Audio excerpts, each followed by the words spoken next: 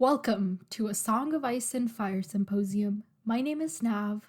And I'm Harmat. And this is A Game of Thrones. Chapters 29, 30, and 31. Sansa, Eddard, and Tyrion. In these chapters, Sansa is having the time of her life. Sir Hugh has used up all the time of his life. And Tyrion is most definitely not having the time of his life.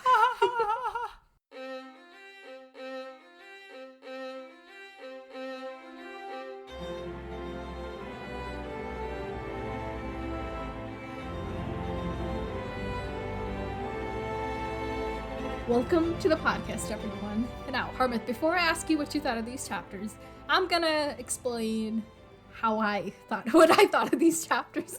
No, not what I thought of these chapters, but like what it felt like reading them. So right now I'm reading the third book and man, it's intense. But also every time it took me so much longer to read these chapters because every time a new character would show up, I would like remember their entire story arc in all the books and I'll be like so excited and it would take me several minutes to come back to the story we're reading in these chapters. Oh my gosh. So also there is a higher probability of me possibly spoiling you, so don't use any tricks on me, okay? Don't. Just don't. I don't trust this coy laughter of yours. Oh my gosh. Promise me you will not try to trick me.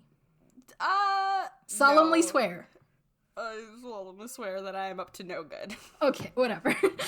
I tried. So it'll be her fault if I spoil something. I really don't want to spoil you, but I'm going to try and rein it in. That's why I wrote such detailed notes so that I can just read from them and not think about anything else. Okay. Yeah. So now tell me what you thought of these chapters. Okay, this was my favorite set of chapters we've done so far. So far it's been like, I'll be into it for one chapter and then the other chapters are like, okay, nothing's happening. For these chapters, things were happening. And there was so much that, like for example, I read the first chapter and I just moved on. But then when I was reading the second chapter, things that I hadn't noticed in the first chapter were important, and then same for like the third chapter. So then I had to go back and read everything twice because I was like, oh, I need to start paying attention because things are actually happening. Yeah. So there was all these like nice little connections. So I was like, actually, like this was a good set of chapters to do together. Yeah. It just made sense because if we'd done this in 3 weeks, I would have not made those connections in your head. Yeah, at all. I am not that. I would not have remembered any of that. This was definitely one of those, like, chapters that I really wanted them together because they connect so perfectly. Yeah. And it worked out that way, so that's good. Wow. Okay, so you enjoyed these chapters. Them chapters. Yes, I enjoyed them chapters.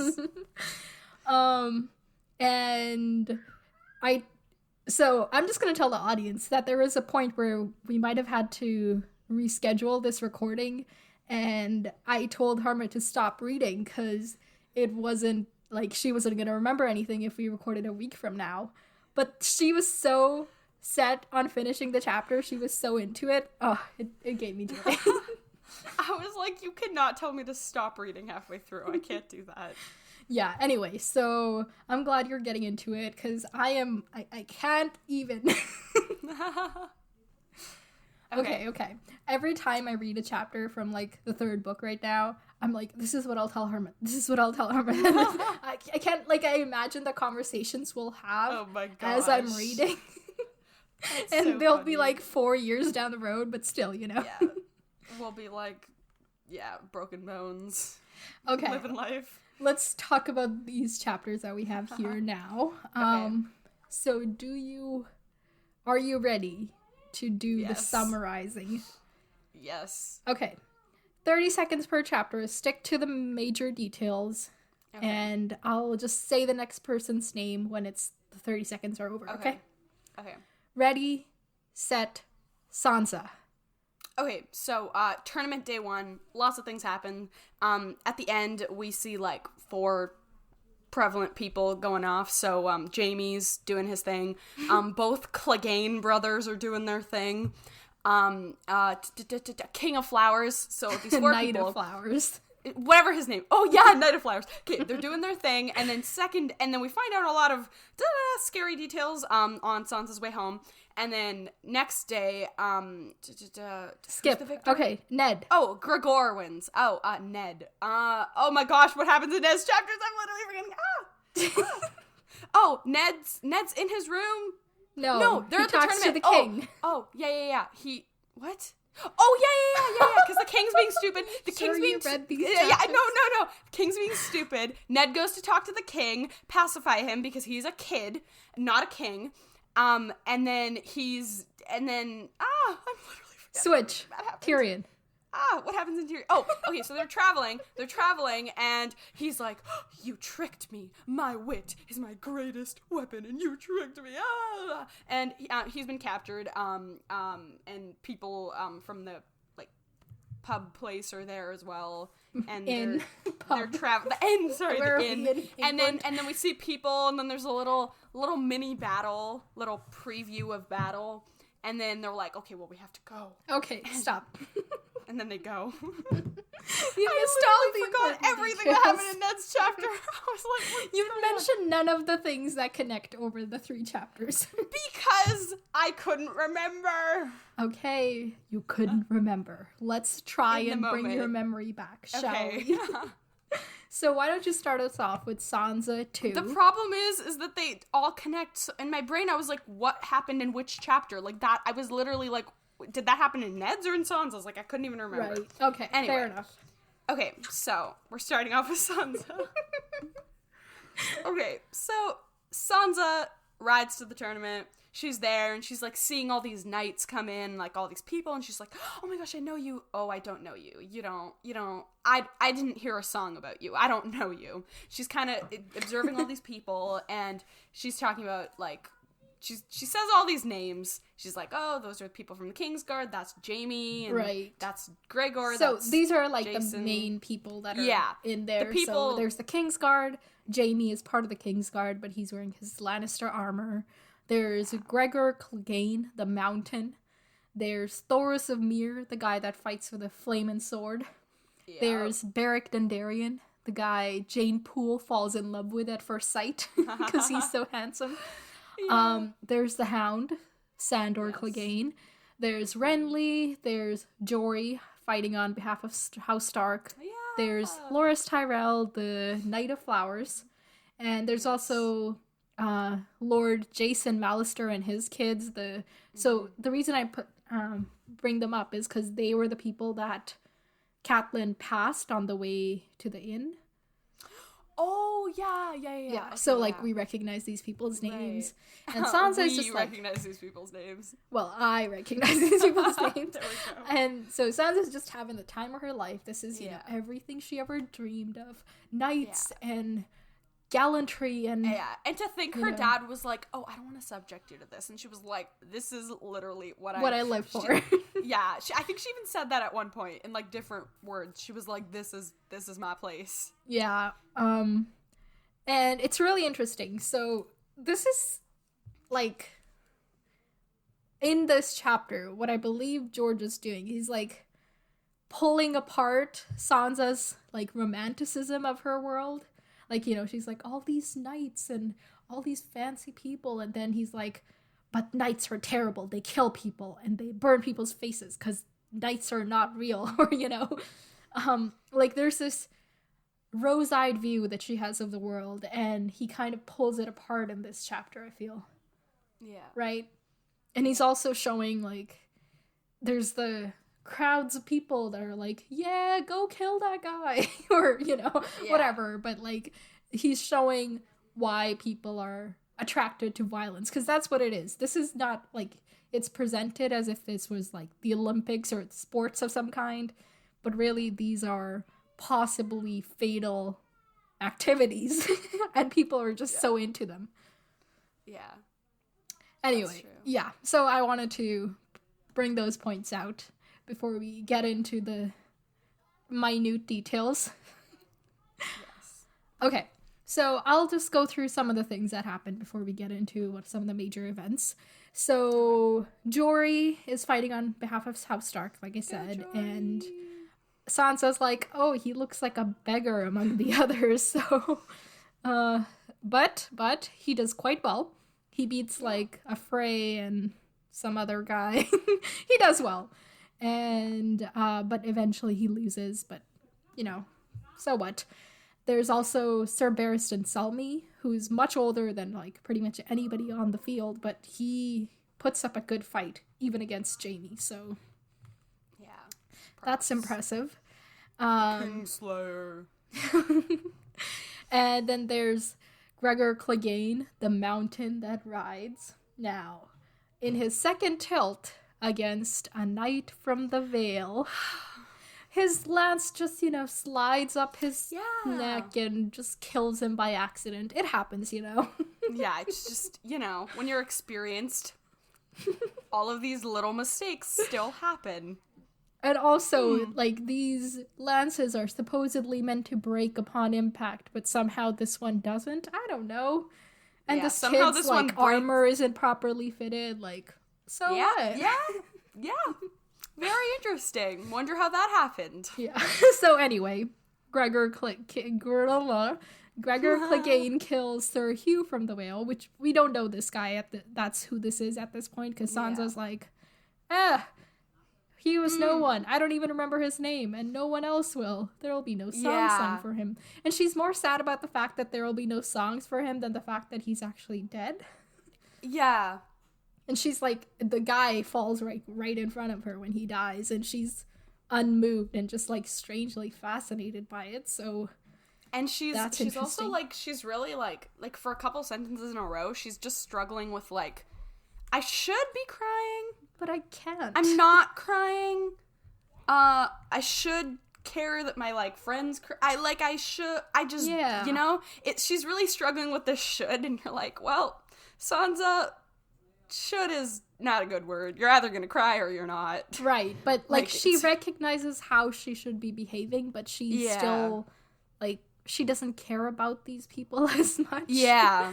She's like if the Knight of Flowers was the kid that died, I'm sure she would weep, but because he's like that good-looking knight of, and everything she thinks a knight should be. Exactly. So, yeah, anyway, so the Sir Hugh dies, and then Renly's in jousting, and he falls and breaks an antler off his helm, and everybody thinks it's his head that cracked, but it was just the antler. So he's like, okay, cool. That made me laugh.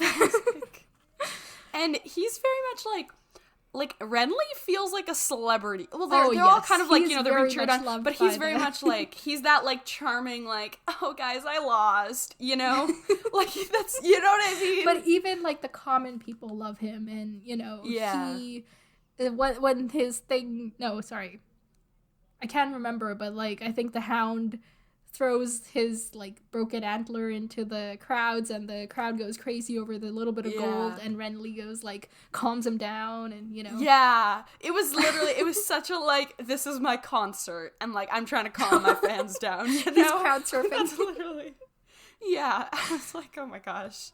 But I mean, he's a charming dude, so that makes sense. And he's one of the most good-looking guys that Sansa has ever seen, and we know how she judges people. She keeps saying that about everybody. Literally every single chapter, she's like, he was the most good-looking man I've ever seen. And I'm like, what about the last guy you said that to? Well, she hadn't seen the other person yet, so... Okay, yes, whatever. They just keep getting better and better looking.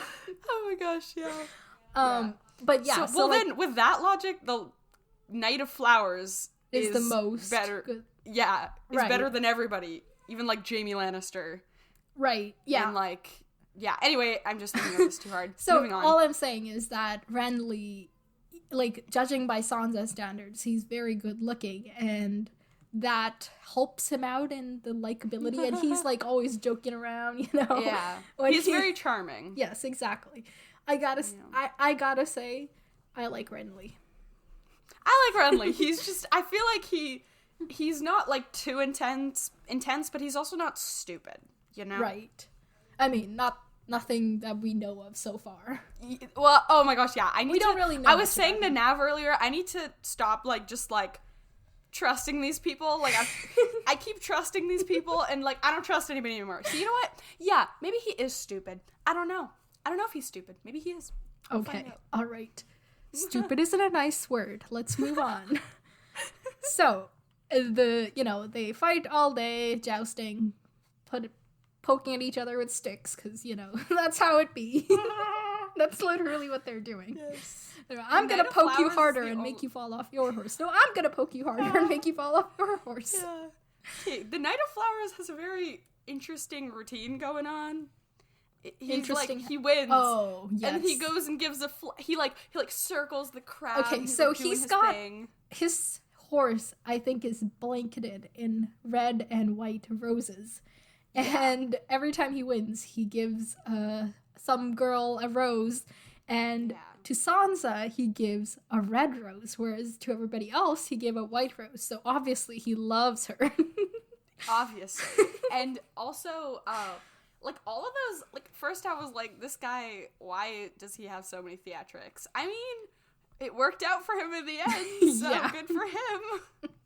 I mean, he is very much, like, all about showing off his Knight of Floweriness, Like, he embraces the title. He's got his horse all layered in flowers. His cloak, I think, has flowers sewn into it, which is, so pretty intense. He embraces that thing. And after that, this, a certain Littlefinger comes and walks up to Sansa. Creepy. He was being so creepy. Okay, like, good. This is somebody that you don't in my even notes, know. what I wrote is Littlefinger comes and creeps on Sansa, because that's literally what he does. Yes, he's just like pulling at her hair. He's like touching her hair strand, and I wanted to have sex with your mother. You have her hair. Let me touch your cheek. I know, it's so creepy. Like, it's just, oh my gosh. Yeah. It's so creepy. I was like, ugh. Yes, it very much. But anyway, after this very uncomfortable encounter, they go and, like, the common people head off, and they go to have their feast, And Joffrey... The common people leave, and the important people go to have the feast. Yes. Right, okay, sorry, go ahead. As Sansa, as everybody interprets it, but as Sansa interprets it. And so Joffrey, our lovely betrothed, comes and sits beside Sansa. Yeah. And here I'm like, one of the first things they talk about is he's like, oh, Knight of Flowers has good taste. And I'm like, so you haven't talked to her since that whole thing. And this is what it takes? Right. Before he even speaks to her, Sansa's thinking about how she thought she hated him for what they'd done to Lady. Yeah. But then later she tells herself that it wasn't his doing, that it was the queen who had done it, and Arya. Because nothing bad would have happened except for Arya. Yeah, and then she's like, well, the queen got her killed, we would have just been fine. And she was there when Joffrey was, like, she told, like, a lie later on to kind of, play it off so that she wasn't in trouble with the Lannisters and her fiancé and whatever, I understand that. But now it's like... Now it's like, she's actually it's this intentional ignorance. Yeah. Like, before, like, because I remember even before I was like, why is she doing this? And I kind of considered, like, because you were like, well, it's this person that she's supposed to marry versus her sister. Like, what is she supposed to do? And I was like, yeah, that's fair. But in this chapter, you're right. Like, it's definitely different. She's not saying this to someone else. She's just saying this to herself. Now she's lying to herself, which is problematic. Yes. But, but I'm glad that she's... Sorry, yeah? So I was just going to say, to her great surprise, Joffrey is the quote-unquote soul of courtesy, as she puts it. Oh my gosh. He talks to her and doesn't hit her or something. He teaches her about the stuff that they're eating. Yeah, and okay. The fact that he talks to her means that he's the greatest person ever. Yes, exactly. Every dish he serves her first, and he doesn't even complain about his hand at all. Yeah, like, I'm sorry, this is the standard. Anyway, whatever. Sorry, so they're but having like a conversation. Sansa definitely has like some misgivings. Yes. And then so they're having their little talk, and they're having their little fun, and then we hear the king. Yeah. who loses his temper. Mm-hmm. And he's like, "You can't stop me from fighting, woman." and they have this little moment. Yes. And The I think queen Cersei storms leaves. off. Yeah, she leaves. And then they're like, "Okay, well, let's all go to bed because this is creepy. This is very scary. The feast is over. Everybody's leaving." And then so the Hound, Joffrey's like, "Do you need someone to take you home?" At this point, Joffrey's kind of like goes cold all of a sudden. And I mean, honestly, of all the things he does, this is the most understandable because like he's just seen his parents fight very publicly. Yeah. It's and kind of their entire family is yeah. about appearances. So I can get that, but at this point he drops the Yeah. charade of like being her princely prince, and Yes, and he's it's like, here, my dog will walk you back to the castle. Basically, that's what he calls him. That's true. And Sansa's like, she's afraid of the Hound, but her Septa's drunk and snoring, so she doesn't have a choice. Yeah. That is not a very good babysitter, by the way. I know. And then so they're just kind of walking down, and she's like, "Well, this is awkward. Let me make some conversation." You were so gallant today, sir. And he's like, "Don't you dare call me sir." He just pops off. Like he pops off. He's like you and your little bird ways, doing what you're told to do, and so it's kind of funny because he's in this place where like everybody's like always consistently has to be keeping their appearance and keeping everything intact, and you can tell that he very much hates all of that. Yes. He's like, no, just like literally everything he says, everything that he does, and even like when he's fighting on the field, like he's not wearing any like fancy stuff going on. Like he's like, no, just keep it real, do what you gotta do. He's like, don't lie. And what was I saying? What was my point? Oh, so anyway, I was just going off. But so he goes off, and he's like, "I don't like knights. Knights are stupid." Yeah, he's like, "My brother's a knight. Did you see what he was up to?" Mm-hmm. He just accidentally killed that other knight, didn't he? Yeah. He's like, "You think he's that dumb? Yeah, I know otherwise. Want to know how I got this?" And this shook me. I was really? like, "Oh my gosh. I did not expect that." Well, okay, first tell the story. Because when the character was first introduced, when they were like, "Gregor Clegane, the mountain that rides," I was like, oh, it's this like, because at that point Sansa was talking about like, oh, like younger brothers and stuff. And my brain was like, oh, maybe he's a younger brother because we haven't heard about him before. But turns out he's the older, more intense brother. Mm-hmm. So they were young, and he got like a gift from the people, like their neighbors. And, not neighbors. Like he just got a toy. Sandor. Each of them got a toy, but Sandor, the Hound, wanted the mountain's toy. And the mountain was too old for toys anyway, so he started playing with it. But the mountain got mad. Yeah.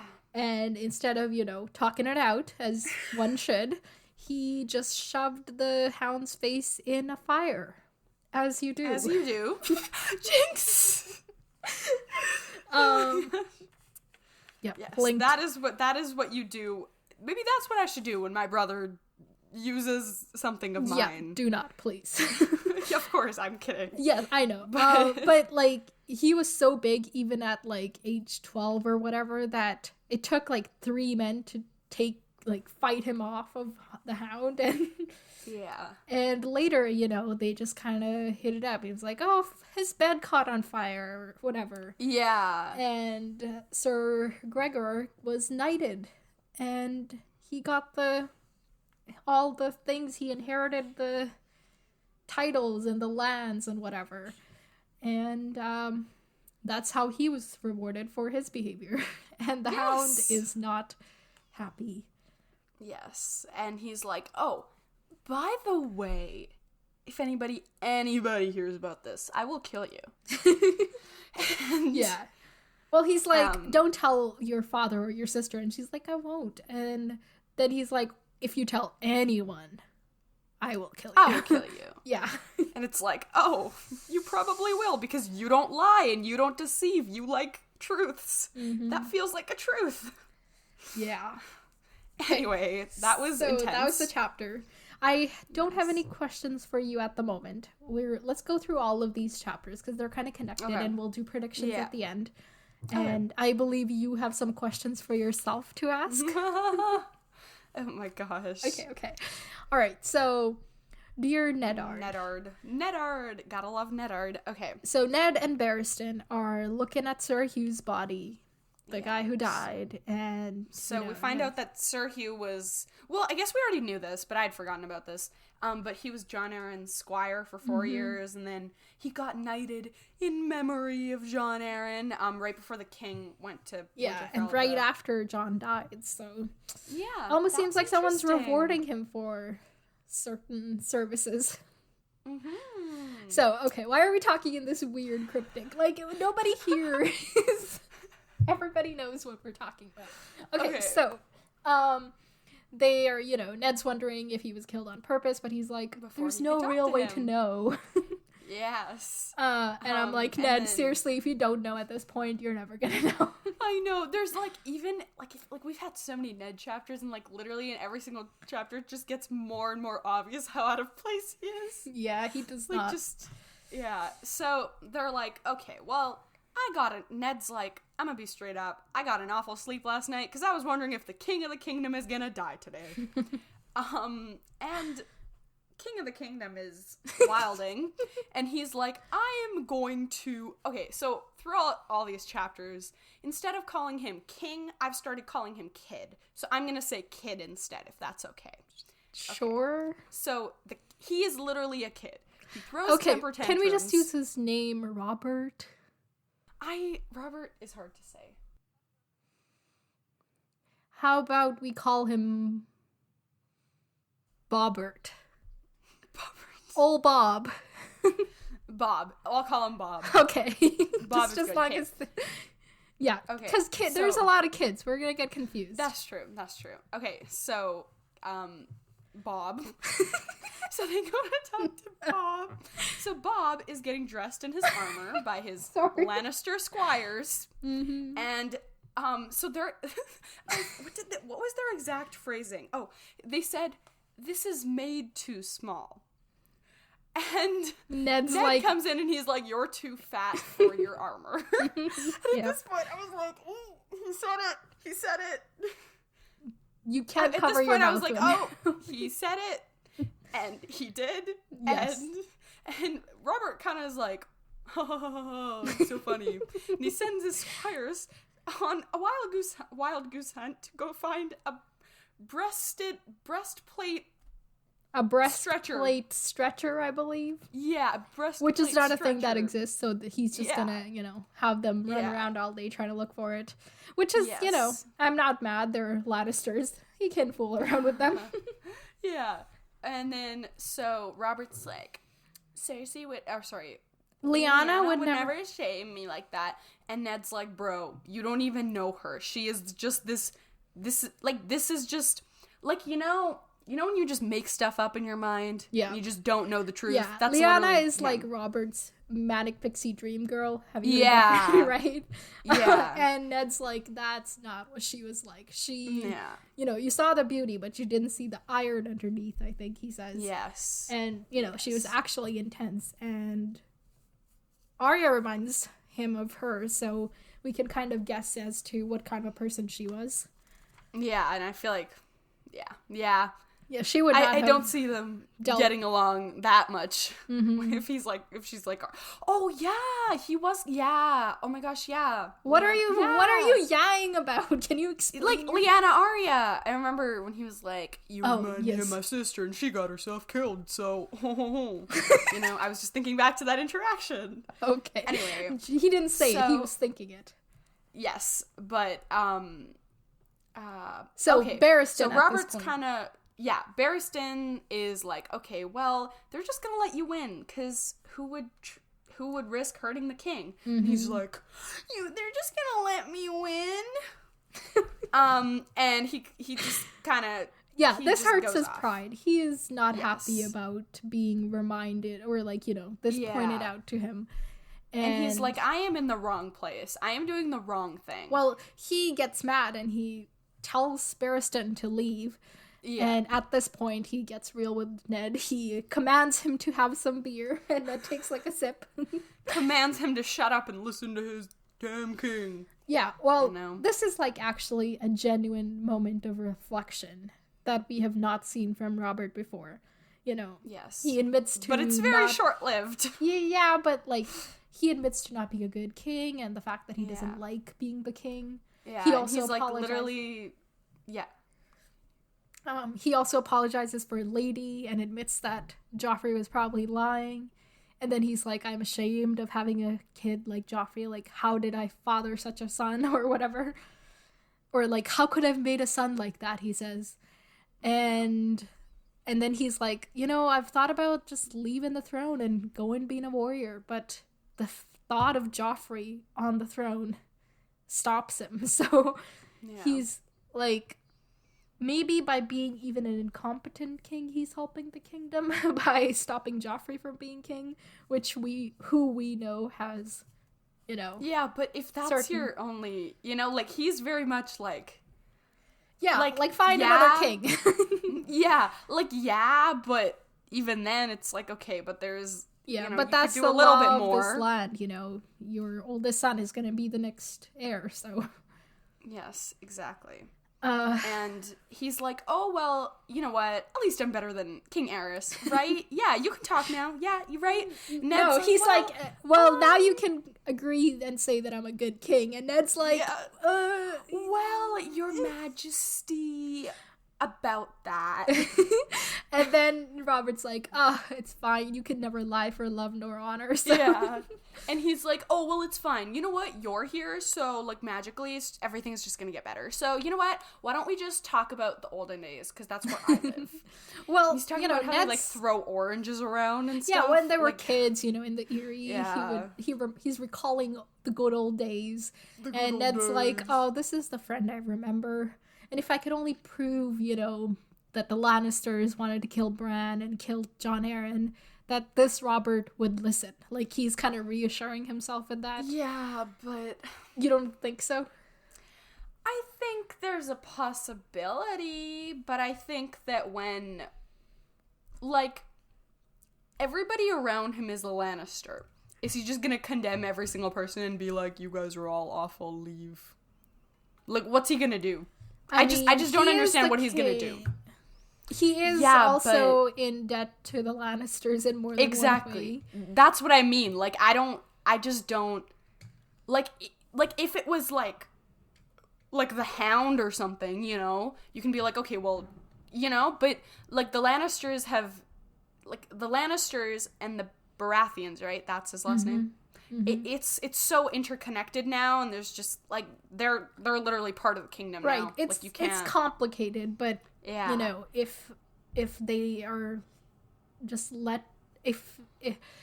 if Ned lets them continue, then they're just gonna have all the power one day, and, you know, who's gonna stop them then? Of course. I'm not saying he shouldn't stop them. I'm just saying that I don't think that... I'm worried because I don't know if Robert is going to do what is needed to get rid of the Lannisters. I mean, he can unite the rest of the kingdom against the Lannisters, and then they, you know, like, they're a big force, their loyalties aren't, like, a lot of the people in the kingdom, we've seen, like, their loyalties go to whoever they think is gonna win. Like, they want to be on the winning side. Like, we don't know if Robert's the winning side. And, like, as we learn throughout, like, the only really, like, loyal thing that Robert has is just, like, Ned and then Starks. Right. Everybody else is in it for themselves. Yeah, like, it's not... I just don't think that... Like, before we were talking, like, when we were like, oh, well, if it's the kingdom against the Starks don't have any people. But now I feel like it's even, like, King Robert himself, you know? Okay. I don't know, though. So you think he'll want to act, but he won't actually have the power to? I think he'll have to just do, like, something supplemental that won't actually solve the problem. Like, instead, it'll be, like, I'm not saying this is the specific example, but, like giving Joffrey detention for a day, or, like, taking, like, you know what I mean? Like, you know when parents are like, yeah, but for I'm taking away your phone his for a day. hand of the king? But I don't... Like, what's he gonna do? Maybe He's he'll like, pin you it go on, to jail. like, a He's gonna put cousin them in jail. Lannister as opposed to Cersei Lannister. Yeah, like, just... That's what I'm saying. I don't We're know what getting he's too gonna deep do. into this. Like, I don't know what he's gonna do, but I don't think that he's gonna do... Like, he's gonna be able to do everything in his power. Okay. I just don't think he'll be able to. Because it's too complicated, everything's too interconnected. Too much going on with the Lannisters. Right. Okay. And they want it that way. Anyway, we got into that. Okay, so let's get back to the chapter. So at this point, they go back to the jousting. The last matches are happening. Okay, wait. One thing I just want to point out. Sure. So when they were talking about it, when he was kind of reliving the old days, you can tell that he does not have a fondness for the Kingslayer, and he's kind of like going off, and he's like, oh, Kingslayer, the flower boy beat the Kingslayer, you know? Yeah. So this kind of confirms, okay, that part of the thing that could have been a lie is true, that he did in fact beat him. Mm-hmm. Okay, moving on. Okay, well, look at you catching all these details. So, okay, now the jousting resumes, and the Hound defeats Jaime. And that was nice. Littlefinger loses the bet to Renly because he bet that and here, Jaime would win. Renly says that if Tyrion were here, I would be winning double the money. And the only way he can know that for sure is if he knows for sure that Tyrion would bet on Jaime. So Tyrion wasn't lying about Look that. at you! But that stresses me out because I'm like, what's going on? But no, did you catch that on the first read or the second read? Second. Okay, yeah, because the first read, I was like, huh, whatever, you know, because I literally, I'm telling you, Nav, I was I wasn't reading it like actively. I was just like, oh, cool, this is what happens, you know. Yeah, I'm so glad you caught that. Oh, I'm so proud of you. Okay, okay. Sorry, again, I did that thing where I thought of all the other like storylines, and now I have to think back to this chapter. So after Maybe you should tell me what you're thinking about. So the Mountain and Loras are starting to face, getting ready to face off. That's his name, Loras. Oh, Loras Tyrell, yeah. Yeah, I always forget his name. He's just Flower. Flower. Okay, anyway, so they're, getting ready to fight, and Ned's thinking about the stories that he's heard about Sir Gregor, the Mountain, and, it's said that he was the one that killed the baby Aegon and raped his mother before killing her too. So and he's people suppose that he also killed a lot of his family, mysterious death of his dad, mysterious death of his mom. His brother never visits. I wonder why. I don't think we heard about his mom, but he's about to be married for the third time, and we don't really know what happened to his first two wives. There's stories of servants just mysteriously disappearing. There was a sister that died under strange circumstances, and his father died in a hunting accident. And as we know from Samwell Tarly's dad, hunting accidents are the perfect place to kill somebody. Oh my gosh, yeah, I didn't even think about that. Yeah, that's true. So just FYI. So if anybody's ever like, hey, Sansa, want to go hunting? Well, I don't know why they'd say that to Sansa. I don't know. Anyway, moving on. Yeah, it's all very suspicious. Yes. And so they're fighting, or they're jousting, and Sir Gregor can't control his horse and loses to Loras. And he loses both the game and his senses. Well, if he ever had any. Well, but that's true. But so I he was gets like, so oh my mad. I didn't expect him to in front of everybody, but I guess he doesn't care. He's so big. Yeah. He kills his horse in one swift, slash of his sword. And then he goes after Loras, and Ned's stop him, but nobody can hear him because the crowd is freaking out. Yeah. And all they can do is watch until the Hound steps in and stops the Mountain, and then they fight. And it's pretty cool until Robert, the Hound can fend him off, but he can't really. Ned notices that he hasn't been able to get any blows at the at the mountain's head or whatever. But I think he also said, like, he's trying not to, like, hit any place that isn't protected. So I don't think he's not trying to, like... I think what Ned was pointing out is that the mountain is better at fighting than the, like, better matched. Oh, I thought he meant, like, he was trying to be more honorable, and I was like, that's kind of weird. I don't know. Like, he jokes about having to possibly kill his brother the next day. That's he doesn't fair, seem very fond of him. But I guess you're right. It's not like he has any redeeming qualities that, like... But also, I don't think he's gonna try and kill his brother. But also, he's the Hound, and he killed Micah and, like, woo, and he was, like, laughing about it, but also that was Micah and not his brother.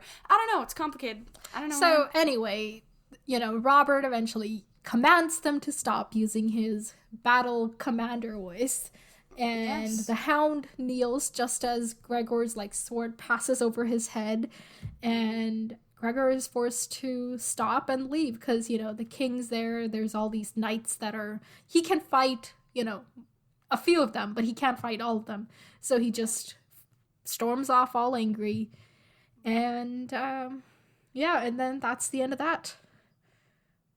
Oh, sorry, not the end of that. At this point, there would have, so the two remaining champions are Sir Loras and the Hound. But Sir Loras is so grateful for the Hound having saved his life that he's just like, you take the victory. And the Hound wins, yay. Yay.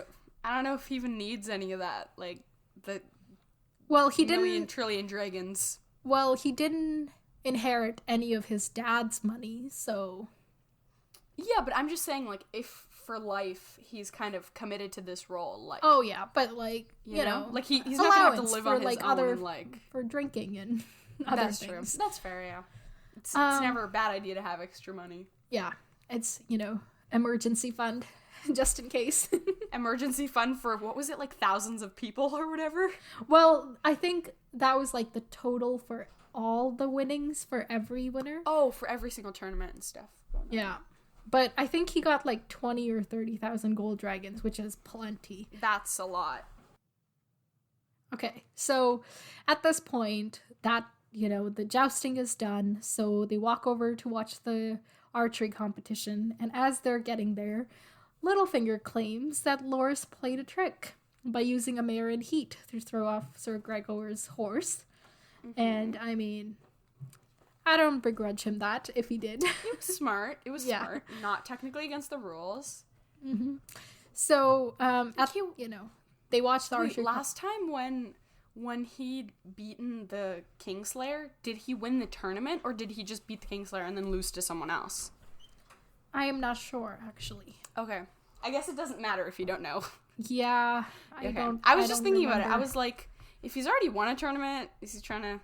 I mean, I guess because it's not really... You might want to win all the tournaments. That's true. That's fair.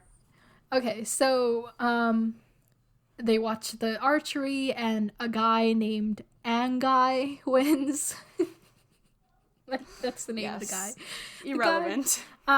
But, and Ned sends a guy to get him to join his guard, but he's so, high on his own horse that he's like, I don't need to be part of your guard. I have all this money. Yay. Yeah, but, I mean, yeah, that's fair. But he might want to, use his skills for a purpose. Yeah, anyway, so that was like a little off tangent there. And then the melee happens, and thankfully, Robert that's how you say that. Oh, yeah. I've been saying melee. Yeah. Melee. So, the melee happens. Okay. Robert doesn't take part, thankfully. Good for the kingdom. And there's like 40 people that are fighting, and eventually Thoros of Myr wins with his flaming sword, I wonder why. Well, I mean, it scares all the other people's horses and stuff, so... Yeah. Yes. And then we see Arya again. Yeah, so that night at the feast, Arya joins them. She does not care about this tourney. And... She's like, I'm learning to... Well, okay, wait, so does Sansa know that she's, like, learning to fight, or does she think it's just dance? I think she just thinks it's dance. Okay, that's what I thought. Yeah, because, it is... They call them her dancing lessons, and, Sirio's teaching her quote-unquote water dancing, which is a form of fighting, but Sansa doesn't know that. So she just thinks you must be a really bad dancer to have all those bruises. Okay, but even if, like, good dancers have a lot of bruises, too, so I don't know what she's talking about. Well, but... not the dancing that she's used to. You know, ballroom dancing, like all these, you're like, right. Yeah, that's they don't true. got ballet or hip-hop or whatever. Yeah, that's fair. Okay, they don't have the kinds of dancing that would cause bruises. Anyway, so... That's true. Ned, at this point, you know, he's inspecting her bruises, and he's like, this Syrio guy's... I'm not sure about him anymore. He came highly recommended, but you sure but you want to... But he has a lot of weird tactics. Yeah. Like he's like, put a cloth over your head and learn to see with your ears. Which is actually very useful. Yeah, I mean, it's pretty cool, but Ned's like, Ned's just kind of like thinking about the future. He's like, what's he gonna make her do next, you know? Yeah, he's worried about her kid, his kid. And but Arya's kind of like, no, I don't. She learn loves from the traitors. working with him and, you know, learning all the things she does. And, you know, they're gonna be catching cats, so why wouldn't she? That's like the next lesson plan. Yes.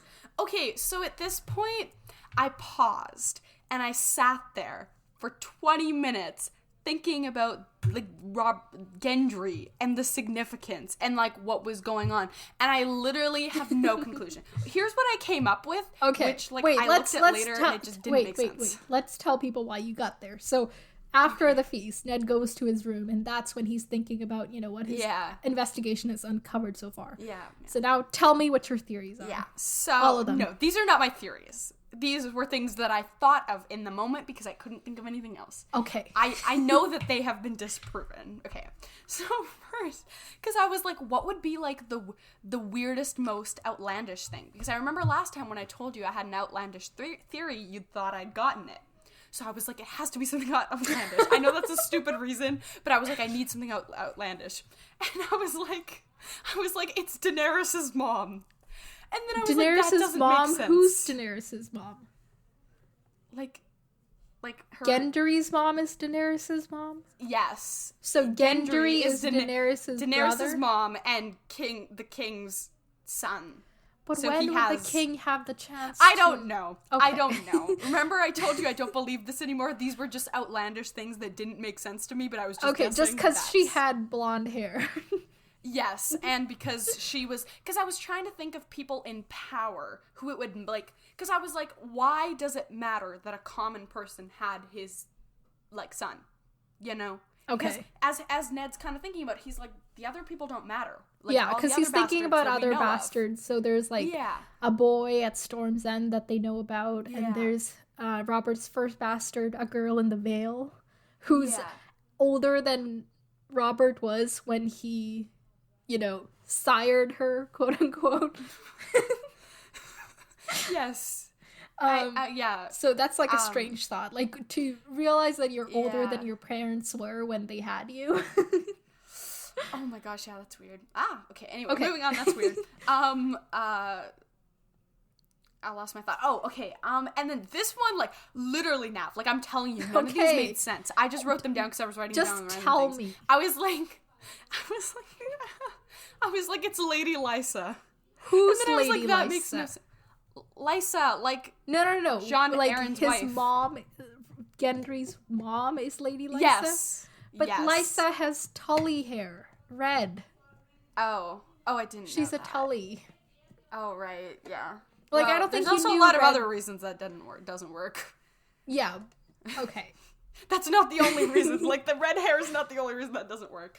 And then I was like, okay, this one seems the most probable, but still not that probable. I was like, okay, Rob did get married to someone else first, and because he was married to them first and had Gendry first, but for this to be true, Gendry would have to be older. Yeah, he's older. He's older than Joffrey.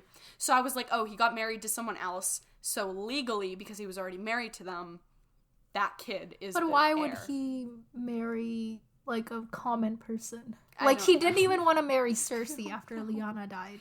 I know. The only reason, like, that comes up in this chapter. The only reason he married Cersei was because John Aaron urged him to. You're right. I never said it makes sense. Okay. That's what I'm trying to prove. I'm like, after 20 minutes of thinking, this is all I could come up with. And think about how bad, like, those ideas are, Oh my god, you know? it's so much simpler than you were making it out to be. See, I don't know. Anyway, moving on. I don't know what's going on. Okay, so that was all of them? I just can't uncover. That's all I have. I literally can't think of anything else. All right, then. But, yeah, so, so Varys comes in. Well, a strange man comes in and eventually reveals himself to be Varys. Yes. And he's like, oh my gosh. Yeah, cause like Ned's like, he even smells different. Like, he doesn't smell like perfume. He smells like sweat. He's a spider. He's gotta, be Spidey. Yeah, I couldn't think of a word. Like, he can't draw suspicion to himself. He's very, he's very smart. He's been doing this for a long time. He knows what to do and how to do it. So he tells Ned, he's like, yo, so Lannisters wanted to kill your bestie, and I'm here to tell you after the fact because I didn't trust you yet. Right. Yeah. And then he was like, you didn't trust me. Well, no, he didn't say that. But Varys was like, yeah, you're wondering why I didn't trust you? Because there are two types of people here in this Red Keep. People who keep their own desires above everything else. Okay. And people who, I just thought of that, and I'm glad that I did. And then there's people who, battery low.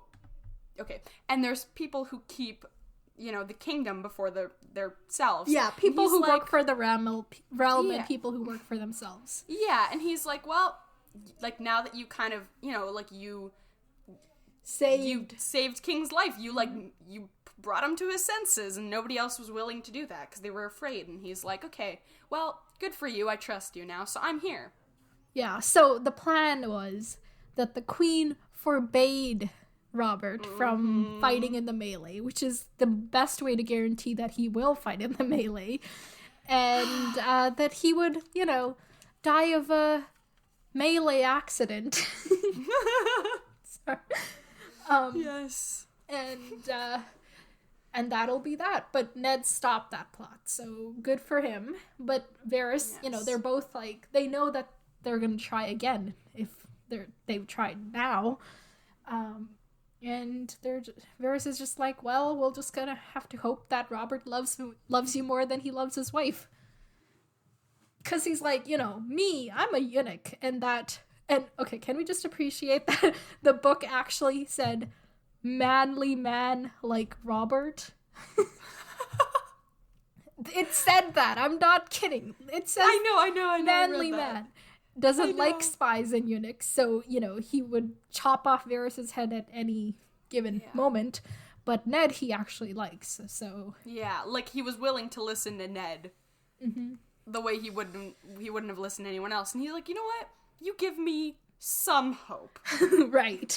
If you get your act together, we might be able to deal with this. Yeah. So, at this point, he's like, well, let's just hope we can save the king from himself. And he's about to go. And Ned's like, so, BTW, how did Jon Arryn die? And Varys is like, well, he doesn't even blink out of, like, surprise. He's just like, oh yeah, Tears Elise. Just, a poison. Tastes like water. Leaves no trace. He literally knows everything. Yeah. I'm like, I'm assuming he knew, like, even though they tried so hard to hide it, like, he knew about all the investigations and everything that Ned was trying to do. Very likely. Because he wasn't even really hiding. He's like, I'm gonna wear my hand of the king brooch and my That's true. Okay, yeah. Stark I was just banner, like, I'm assuming. I'm gonna walk up to the armor and be like, show me the boy. Yeah. Okay, true. Sorry. I got really See, but at this point I was like, this is one of those things where you have to suspend your disbelief, and I'm like, he should have just asked him, like, every single thing that I want to know. You know what I mean? And that, like, he wants to know. Because Varys knows all of it. Or most of it. But maybe Ned doesn't believe that he knows all of it. Or, like, he would think that if he knew more, he would just tell him, because he's told him these pieces of information. Yeah, but he didn't tell him anything about the Jon Arryn thing until he asked. Yeah, well, maybe he wants to keep some pieces, like, close to his chest to play later. That's true. So do you think he knows of the real reason why Jon Arryn was killed? Like, you know... I think... That's a good question. I think so. Yes. Okay, so he knows. Got it. Yes. I don't know why he's not telling him, but he knows. Right. He may not have proof, you know, that's one of those things. Okay, so at this point, Ned's like, well, who poisoned him? And versus, like, you know, a friend who ate with him and hung out with him all the time, a certain knight who prospered after his death, i.e. Sir Hugh. Yes. Gotta love Sir Hugh. Yeah, so all signs point to Sir Hugh was involved with Jon Arryn's death somehow. Mm-hmm. Possibly the one that poisoned him. But do you think that he just didn't like Jon Arryn and therefore poisoned him? Or was he acting on behalf of someone? I think maybe they were like, oh, if you poison him, we'll knight you quicker. Okay, so he was acting on behalf of someone. Yeah. Like, they said, he owed a lot to Jon Arryn. I feel like he wouldn't just be like, I hate your guts, you know? Right, but I feel that's why he seems if you very, actually hate somebody's guts but don't want to show that you hate their guts, poisoning is the way to go. That's true. But I feel like it's also like he's an ambitious dude. I feel like competing in this tournament, like, he's very ambitious, sometimes a little too ambitious. So maybe, you know, he was like, yeah, I want to be a knight. Okay. I want to get past this old man, you know, like, right. Move on. Okay. So, and then, you know, Ned asks, why was he killed and why now? Like, you know, he was Han for so long, and it's because he was asking questions. The same thing that a certain Eddard is doing at this very moment. A certain Eddard. Yes, that is true. Maybe, yeah, he was asking questions. I don't know what questions, but he was asking them. Right. I mean, it seems like he was following kind of the same investigation that Ned is, because Ned's following in his footsteps, like backtracing the things that he did. That's true. Okay, so next on to... I'm hoping that when we get Catelyn's chapter again and she finally gets to Lady Lysa, maybe she has any insight about what's going on. Right. If she ever gets to Lady Lysa. I knew you were going to say that. I have to. It's like I'm obligated, okay? It's in my contract, the non-existent contract. So, yes. Let's move on to Tyrion. Speaking of Cat, let's move on to Tyrion. Okay. So, Cat is taking Tyrion to the Eyrie, and they've been on the road for a while, and they're butchering Tyrion's horse. 'Cause they gotta eat. Yes, and here they kind of like reference the Dothraki, and they're like, oh, well, they eat horses, we can do it, and he's like, you want to be like the Dothraki? Yeah, I the don't want to eat horse. Like, leave their, like, disabled people for the dogs, so he's not a fan of that idea. Yeah, that's fair, that's very fair. Yeah. And then, so he's kind of remembering back, since the last time we saw him, what's happened. He remembers back to the inn. Yeah. And you know, all the things that went down. But he's pleased to remember that only a dozen out of 50 people rose to help Catelyn. Because, like, when we're in Catelyn's chapter, we're like, oh, yeah, this whole inn is going to back her. Yeah. And that's what she made it feel like when she was like, oh, they got up. But you're like, wait, some of the people that got up, their captain didn't even get up. And most of the people in that room didn't even get up at all. Yeah. Yeah, and I'm like, dang, the Starks are in danger, and they're putting themselves into further danger. But I did, like, at this point, I was just so worried. I was like, what are they doing? I was like, they're so stupid. Like, why are they doing about this? Who? Catelyn and, what's the guy? Sir Roderick. I was like, what are they doing? This is such a stupid idea. Yeah. And then they were like, oh, well, we're going the other way. And I was like, okay, slightly less stupid. At least you weren't like, oh, let me go to Winterfell. Because I was like, and that then is went just to Winterfell. stupid. Well, that is what she was like. She's like, I'm going to Winterfell. Winterfell. Tell everybody Winterfell. And then she's like, actually, we're going to the Eyrie. Which, so, she outsmarted Tyrion in that. Because Tyrion was like, oh, somebody will spread the news and his dad will send people after him to Winterfell. But, Catelyn's outsmarted him. And he does not like it. Yes. Wait 1 second. I'm gonna plug in my charger because my thing's at 6%. Good idea. I do not want this to end in the middle of the whatever and then have lost the recording. Yeah. Okay, perfect. Okay, it's plugged in for sure. Yeah. Charging. Yeah. I got you. Okay, good. Wait, what is my battery at? Oh, I should plug mine in as well. It hasn't given me the warning yet, but I'm just gonna plug it in anyway. Uh-huh. Okay. Let me. Okay. All right. So I just want to point out that through this entire chapter, I don't know. Tyrion's kind of like Tyrion. I mean, like, okay, no. Okay, wait. Let me restart. So throughout this entire chapter, Tyrion's been very much. He's like, I know your name and where you live. I'm gonna make you pay. Like this whole thing that's going on. And I'm like, dang. A Lannister always pays its debts, even the bad ones, or like. Yeah. You will pay with your death. Oh. Yes, which is interesting. And then he gets a chance to break someone's fingers, so he's like, let's do it. It's the only way. Like, it's the only power he has at this moment. Yeah, like, he doesn't have any actual or physical power, but if he can convince himself that, eventually he's going to get back at them, that's keeping him going. But that's kind of, I'm like, who else is he trying to get back at? But nobody's done anything. I don't know.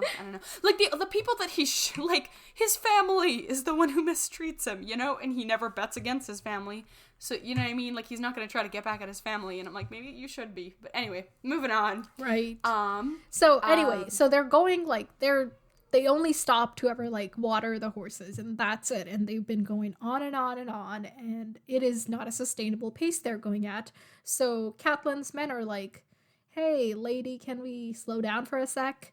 And even Tyrion's like, we should slow down, otherwise I'll probably die, and then I'll be of no use to you. Besides, it's not like my dad cares about me. See, now he's completely changed his... Like, before he was like, oh, my father will pay anybody who will bring news of this. Yeah. But, like, he leaves at the part where, his dad will be slighted at the fact that a Lannister's honor was, whatever. Yeah. So it's not the fact that he cares about Tyrion, but it's the fact that he cares about his house and their reputation. Yeah. So, and, he's trying to explain his case. He's like, I told you that dagger ain't mine. I'm not a fool to have given him my own frickin' dagger, which was one of those things, Yeah. we brought up before. He is generally a smart guy. Although it's also the perfect kind of thing to throw off other people. Against? Yeah. Yeah, but it's still like people don't really, it's not like people don't really trust Tyrion, you know what I mean? Like, they're very, like, they kind of, like, Tyrion's not, like, it's not, like with Joffrey. Like, he wouldn't risk He did what he did. Yeah, like Joffrey can risk a lot of things and, like, not get any consequences for it. But Tyrion just doesn't have that same power, so I feel like he wouldn't put himself in that, He just wouldn't risk himself like that. So you were saying Joffrey sent the assassin? No. I'm saying, like when Joffrey messes up, he doesn't have to really... But Tyrion can't take the chance and mess up. Yeah. Okay, got it. So anyway, he's... Joffrey's trying to kill Bran because he doesn't like how he smiles. Yes. I don't know. Anyway. Okay, so Catelyn is like, why would Littlefinger lie to me? He's my brother. He loved me once. And Tyrion's like, have you met this dude? He is the liarest of the liars. Yeah.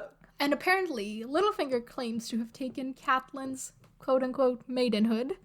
And Catelyn's outraged by this because, that's not what happened, according to her. So, that discredits Littlefinger, but she's still not willing to believe Tyrion because, you know, there's Littlefinger is somebody she grew up with. Tyrion is this person who comes from a family that doesn't get along with her family very well, you know? So it's all these things. But before they can, you know, continue the conversation, they get attacked They get attacked by the mountain clans, and Tyrion urges Catelyn to, you know, arm him and his men so they can have more fighting people around, and Catelyn's hesitant, but she makes him promise to give back the weapons, and then, you know, lets them have the weapons. Give back the weapons, have the weapons. Okay. But it's, okay, this was really weird, because she's like, Lannister honor means nothing to me. But then he's like, I swear upon a Lannister honor. And she's like, okay, fine, here. Yeah, right? I was like, okay. So that's something that happens. And so let's see. So at this point, the people are getting ready to fight, and, you know, they're screaming battle cries, and Tyrion gets swept up in the energy for a second. You know, he's like, yeah, I want to fight Casterly Rock. Yeah. I think it says Tyrion felt a sudden urge to leap up, brandish his axe, and boom out Casterly Rock. But the insanity passed quickly, and he crouched down lower. So he hides behind a rock with the singer Marillion, who's been following them uninvited, and has been a total pain in the ass. Yes. But he's hiding. He's freaked out. And Tyrion's hiding as well. But eventually somebody comes around their rock and he has to fight. And he kills this guy's horse and topples both of them on top of the singer. And then the singer is pinned underneath the horse and Tyrion breaks his fingers. I enjoyed that. I do not condone breaking anybody's fingers generally. But in this instance, I do. Oh my gosh. I was like, I mean, it's the perfect thing, because he likes to play the harp, so breaking someone's fingers when they play harp for a living is... Yes, I get that, but also I was like, ugh, I didn't want you to break his fingers, you know? Yeah, it's, you know, if the singer wasn't such an annoying little person, like, if he wasn't so annoying, I might forgive it. Or, no, sorry, I might not forgive it. Yeah. But at this point, you know, he's been bothering Tyrion a lot, and Tyrion doesn't have a lot of power in this situation, so he's gonna take what he can get. That's true.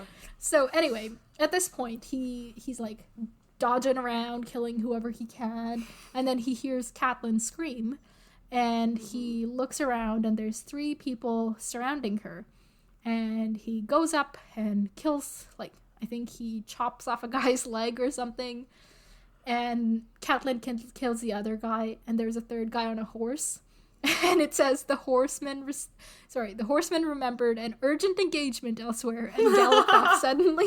Like, that was funny. I've got a dentist appointment, actually. I gotta go. Oh my gosh, yeah. That was kind of funny. The way he phrased that, I was like, oh my gosh. And Catelyn's like, Kate, well, now that we're done, let's bury our men. Mm-hmm. And they're like, we have to go. Yes. And she's like, gods, please just forgive me for this. Sorry, she wants to do the honorable thing. She doesn't want these men's bodies to be, you know, eaten by animals. So, but she also doesn't want to die. Yeah, so she has to make a tough choice, and they leave. And then, you know, Tyrion's about to return his weapons when Catelyn actually lets him keep them. And she's like, don't worry, I still don't trust you, but I totally trust you. Yeah, literally. Like, her actions say that she does trust him more than she's she like, did she's like, I trust you not to kill me, which is a start. Right. Because he, you know, saved her life, so. Yeah. So at this point, since they're free of their attack now, Tyrion finishes his defense argument. You know, he's like, well, you know, there's a serious flaw in Littlefinger's lie. Whatever you may believe of me, Lady Stark, I promise you this. I never bet against my family. And every single time we see him, even in his previous interactions, we know he's this makes he's like, sense. oh my gosh, my family, you know? And then even, like, in the other chapter where he was like, oh, I would win if Tyrion was here. So, yeah. So Tyrion isn't lying. At least about this. Yeah. This one specific thing. So Littlefinger lied about that. Why do you think he lied? I don't know. See, because when it first came up and I hadn't noticed those things, I was like, so is Tyrion lying? Because I was trying to think. I was like, why does it benefit Littlefinger? You know what I mean? Because the Littlefinger is all about, like, you know, he's been building his way up. And he's trying to, like, do the best thing for him. But I'm like, how does it benefit him? Because, like, so he told her and Ned that. Mm-hmm. He was like, oh, it's Tyrion's. He basically, like, pit them against the Lannisters in a way. Yeah. So they think it's the Lannisters. Maybe he has, like, a vendetta against the Lannisters?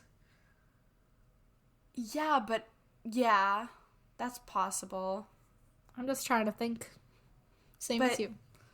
But does he But does he think, like, okay, so, like, I don't even know if he think, like, okay, he's, like, quote-unquote helping Ned, but is he just... But he also warns Ned to not trust him, so... Exactly, yeah, so I don't... What game is he playing? I don't know, like, what would benefit him? Is it, like, does he want... Okay, no, but the king, I'm like, does he want Ned to, like, go screw himself by, like, trying to prove something to the king and then get, like, exiled or something? I don't know. That wouldn't happen. But, you know, like, is he trying to get Ned to not be in that role anymore because he doesn't like Ned? Like, what's he trying to do? I just don't understand what he's trying to do. Or, like, because... I don't know. He's in a pretty good spot. Like, what does he want? Like, what does he want in life? I don't know what he wants. Like, can he even do anything? Like, he's in the king's council. Yes. I don't think there's a bigger thing that he can do. Well, let's see. So above the council, there's the Hand of the King. There's the king himself. That's it. So yeah, but I don't think he knows that the king wouldn't make him the Hand, right? Like, if something happened to Ned, the king wouldn't make him the Hand, I don't think. Maybe he... Maybe, okay, wait. If the king wasn't the king anymore, maybe he has, like, some sort of, this doesn't even make sense, but maybe why this is my wouldn't the prediction. king be the king? Okay, wait, I don't know, but this is my prediction. I don't know, we'll get to that later. But maybe if the Lannisters were ruling the land, maybe they were like, oh, we'll let you be Hand. Okay, so... And he has to help them out. Like, if Robert dies and Joffrey's king, then he can be Joffrey's Hand? Yes. Okay, alright. I guess. But I don't think the Lannisters would do that. I don't know. Would they? I don't know. Like, I'm sure they would say that, but I don't think they'd do that. Okay. Alright, let's move on to predictions. So, like I said, I don't have any questions for you today, but you have some questions for you today. What are they? My questions, I think I've already kind of brought them up without trying to. Like, it was just, like, the thing about, like, what's going on with Gendry? What was up with Jon Arryn? What does Lysa know? What is up with Littlefinger? Why does Cersei want her cousins to be the king's squires? Because you talk to your squire a lot. So, like, they're always around so they can keep an eye on him. Yeah. And also, it's just more people. Why do the Lannisters want Robert dead? Just so that Joffrey can be on the throne? Yeah. Okay. I mean, that makes so. sense. I'm just asking. Like, is there anything more to it? I don't think so. I think they're just power hungry. Okay. What about Sansa? Is she gonna snap out of her, romanticism, or is she just gonna continue living this way? Not yet. I think it hasn't ruined her life enough for her to stop doing it. Like, she can still justify the things that happen, so she doesn't have to snap out of it. Okay. And why does Loras Tyrell give Sansa a red rose when he gives the other girls a white rose? Because it matches her hair? I don't know. I don't know, because he thinks she's the prettiest one or whatever. Or maybe because she's probably like I'm assuming the other girls that he gives the roses to are like commoners. So he knows not that she's as important as her. Yeah. Because she's betrothed she's pretty to important. The future king. Yeah, exactly. And, she's supposed to be like the future queen someday. So, you know, if you're nice to the queen, like, probably good for you. Right. Let's see. I'm just looking through my notes to remember if there's anything. We already talked about whether, like, Robert would actually listen to Ned if he brought him proof, and we're not going to get back into it. Apparently, like, I think the conclusion was that he would want to do something, but he would not have the power to really. Yeah. Or he wouldn't do the right thing. Yeah, because the Lannisters are just so everywhere. They do everything. They control a lot. Yeah. And Robert owes a lot to them. Like, Robert can't just be like, okay, well, now I'm banishing you. So. Because. Right. Okay, so. Yeah. Next question. Okay, let's assume that Sir Hugh was the one that poisoned Jon Arryn, right? Like, let's assume that's a fact. Who sent him? Jaime Lannister. Okay, got it. Moving on. Are Tyrion and Catelyn make it to the Eyrie? Yes. Okay. I mean, we've seen how dangerous these roads are, but also, like, if they don't get there, that'll be so anticlimactic. Yeah, exactly. And, like, Cat and Tyrion, like, we've had a lot of their chapters. Like, we can't just have them disappear and, like, die. And at this point, you don't believe that Tyrion sent the assassin? No. Okay. I never have. Okay. I still don't. Yes, but I just have to ask you every chapter until we get a confirmation one way or the other. Yes. Okay, so what will they do once they get to the Eyrie? She'll go find Lysa. Okay. Every time I say Lysa, I feel like I'm just saying Lysol. But yes, we talked about this before. Oh, we have! Okay, I didn't know that. But, so she goes to... Okay, wait, so she's gonna go up to Lysa. She's gonna be like, hey, he tried to kill my son. What do you know about the Lannisters? And she's gonna be like, oh, the Lannisters killed my husband. And they're gonna be like, oh my gosh, how did it happen? And she's gonna be like, I don't know, I just think so. Okay, so she's not gonna have any proof? I don't think she's gonna have proof, but I think she'll be like, oh, I overheard this one conversation. Okay. And what's gonna happen with Tyrion? That's a good question. Tyrion will hang out there until one of the Lannisters dispatches someone to come get him. Okay. Tyrion will just be there, and they'll be like, so... How are they going to figure out that they truth? went to the Eyrie instead of Winterfell? I think somebody will be like, wait, that's fair. How are they going to figure that out? Yeah, because there's no... Well, maybe they'll get to the crossroads, and they'll be like, oh, her sister lives on this side. Oh, okay. Like, maybe they won't realize until after they've already gone to Winterfell. The other side, so yeah, that's true. But I feel like they obviously won't realize like until they get to Winterfell that they're not at Winterfell. There. Okay, yeah. So say all these like Lannister people show up at Winterfell. Yeah, that's what's gonna happen there. That sounds dangerous. That's another reason where I was like, so you're just gonna, like that just because like they can't really be. Like, I don't know, like, if these Lannister people show up, like, can they even be held accountable if they do something, And, like, who, like, Rob's there, You know what I mean? Like, What are they gonna, like, are they gonna listen to a 14-year-old boy? I think he's 15 now. Oh, right, sorry. This 15-year-old boy just, it just feels like it just feels like a formula for trouble.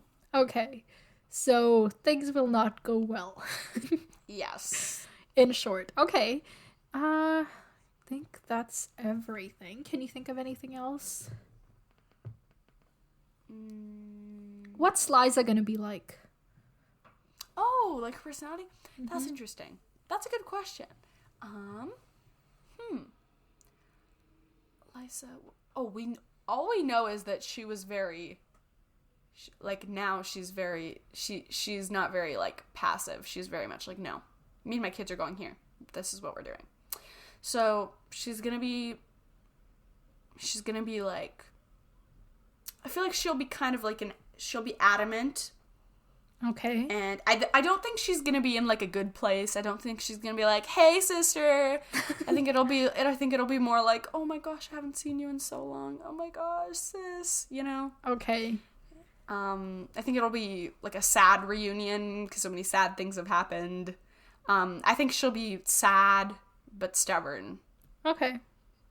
Yeah. Fair enough. Wait, her kid is there too, right? Yes. Oh, so we'll meet her kid. Robert Aaron, he's named. Oh, he's also Rob? Robert, remember?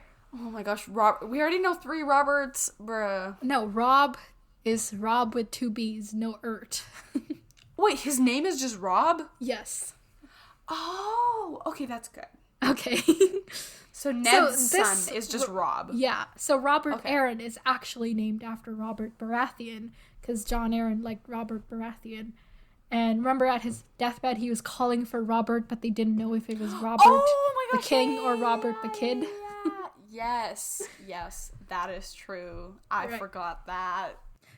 Yeah, okay, so let's move on to the next chapters. Whee! Okay, you ready? So we're reading chapters 32, 33, and 34 next time. Okay. And chapter 32 is Arya. Oh, Arya. Oh my gosh. So what are we going to see from her? Water dancing. Okay. I want to see one of her. Oh my god, they're gonna be catching cats. she's gonna get in trouble catching cats because I feel like what kind of trouble? I don't know. She's gonna like the cat's gonna go into like the cat's gonna go somewhere where she's not supposed to go, and then she's gonna get caught. The cat. Yeah, and they're gonna be like, "What are you doing?" And she's gonna be like, "I'm catching a cat," and they're like, "Little girls shouldn't be learning how to fight." You know? Okay, that so whole vibe. Catching cats, learning water dancing, fighting misogyny, all the regulars of an Arya special. Yes. Okay, so next up, do you want to guess who we have? Just guess. Ned. Yep. So, oh my gosh, chapter 33 is Dear Eddard. It's his 8th chapter, so... Oh my gosh, he is taking the lead. He is going off. So what are we going to see from him? He's probably, now his head's like spinning and he's like, oh my gosh, what's going on? Okay, so what's he going to do? What's his logical plan of action? Because before, all he had was Gendry. Now he kind of has this like, okay, Sir Hugh did that, but that still doesn't leave anything because Sir Hugh's dead. Yeah, actually, never mind. He's literally just where he started, except now his doubts about the Lannisters are just kind of a little bit more confirmed. But still no proof. Yeah, exactly. So it's all just doubts. Before he was like, all I have is Gendry. Well, maybe he'll like go talk to Gendry again. I don't know. Okay. All right. I was going to say something, but it would have kind of been a spoiler, so I'm not going to say it. I was going to like lead you in a direction. And then you should do that. I'm not going to do that. Like, okay, fine. What are some things happening in the realm that he doesn't know about that could impact his life seriously? Well, you know, Lannister got stolen. Okay. Caitlyn stole a Lannister, and she's going to Lady Lysa, but like, they're so far away. How is that going to do anything for a while? Okay. All right. Okay, moving on. Chapter 34. Give me another guess. Oh, Catelyn. Yep. Oh my gosh. Literally, we never get... It's literally always Catelyn Eddard. Well, Yeah. And then with like a third, and then with like a Jon every once in a while, or like a Tyrion. Or an Arya or a Sansa, you know. Mix it up. But yes, they definitely have more chapters than most other people. We don't have any Robs. No, We've never had a Rob chapter. That's so sad. Poor kid. He's the only family member we've never had one from. Well, that's so rude. Rickon, but that doesn't count. Okay. That doesn't count.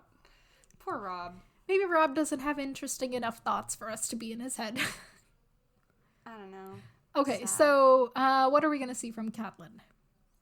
Catelyn's gonna be, I don't know if she's traveling or if she's, because we've already seen a lot of interesting stuff happening when they're traveling, so maybe she like gets there and she's like, hey Lisa, or Lysa. She's like, hey Lysa. Okay, and so she gets there and just vibes. Meets her sister for a bit. Yes. Okay, fair enough. All right, that's everything. I cannot think of any other thoughts. Let's see. Now I want to. What's gonna happen in Ned's chapter? There's really no way you can know. So I'm just gonna say that we're gonna wrap it up here. Think about that while you read Ned's chapter next week. Oh my gosh. All right, that's everything. So until next time, farewell, my friends. Talk to you later.